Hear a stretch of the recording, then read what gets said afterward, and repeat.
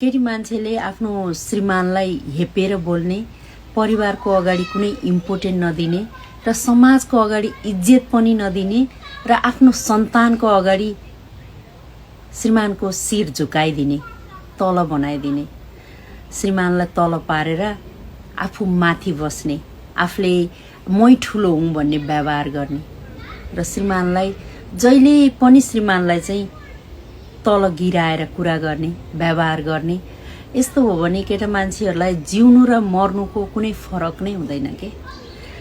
र केटा मान्छेहरूले चाहिँ एकदम जिन्दगीमा एकदमै उनीहरूले हरेस खाएका हुन्छन् कि, होपलेस भएका हुन्छन् र प्रगति गर्नै सक्दैनन्। र यस्तो श्रीमानलाई गिराउने केटी मान्छेहरूले चाहिँ कहिले आफ्नो श्रीमानलाई प्रगति हुन पनि दिँदैनन् र श्रीमानलाई अगाडि बढ्न पनि दिँदैनन् के।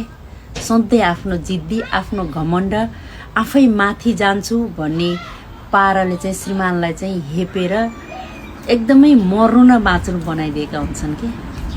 त्यसैले साँच्चीकै केटा मान्छेलाई केटा मान्छे भएर जिउन दिनको लागि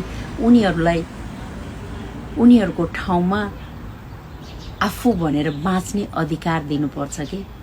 उनीहरूको सेल्फ स्टिमलाई गिराइदिने, पर्सनालिटी डाउन गराइदिने, यस्तो गर्यो भने केटा मान्छेले व्यवहार सम्हाल्न पनि सक्दैनन् र जिन्दगीलाई कन्टिन्यू गर्न पनि सक्दैनन् र सम्बन्धमा बसेर आफू को हो भन्ने कुरा पनि देखाउन सक्दैनन् कि।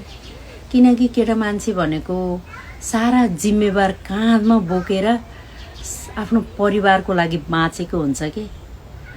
र यसरी बाँचेर जिम्मेवार लिएर हिँडेको केटा मान्छेलाई केटी मान्छेले खुट्टा तान्दियो र टाउको थिच्दियो भने केटा मान्छेले कहिल्यै प्रगति गर्न सक्दैन।